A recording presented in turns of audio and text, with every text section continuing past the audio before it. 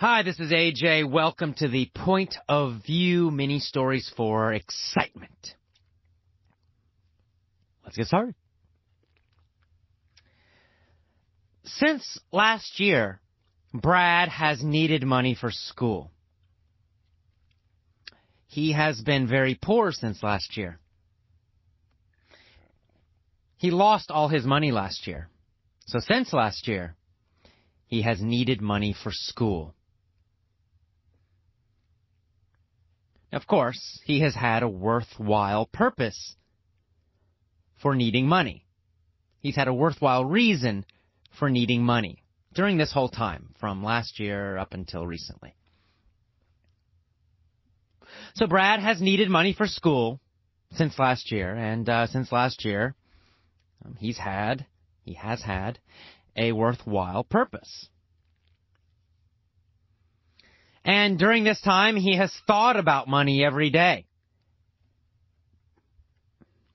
He has tried to find a way to get more money. But he has failed. Since last year up until recently, he has failed to get more money. So he has not been able to go to school. Well, one day he got a great idea. He got a gun, and he went to a convenience store. He went into the store. He pointed the gun at the clerk, and he said, "Give me some money!" And the clerk said, "Now, that's a very imprecise request. How about some specificity? Don't be ambiguous. Tell me exactly how much you want." Well, Brad was surprised, and he was silent for a while. And then finally he said, "I don't know. Bear with me while I think."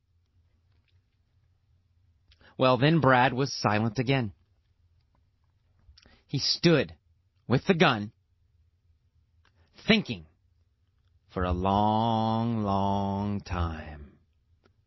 Thinking about the clerk's question, the clerk's request. He thought for 17 and a half hours. And then finally, after 17 and a half hours, Brad asked for $7,298 precisely. And because Brad's request was precise, the clerk gave it to him. The clerk gave him exactly $7,298. Brad ran home. Then he ran to school with the money. He paid for school, and he started to study again. Of course, Brad was very, very happy. What a happy story. Okay, next, same story. This time from a future point of view.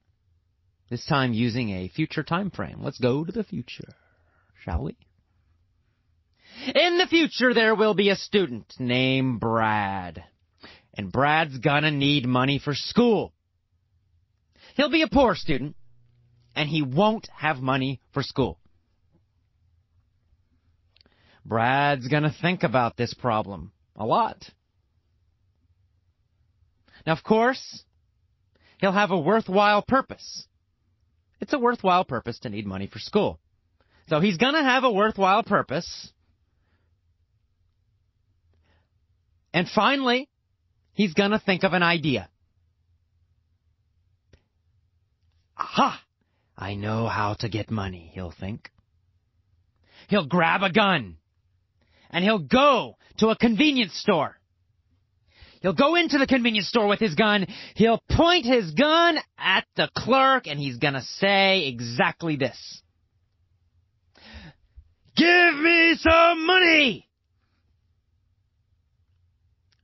The clerk will be calm. He won't be scared. And the clerk will say, That's a very imprecise request. How about some specificity? Don't be ambiguous.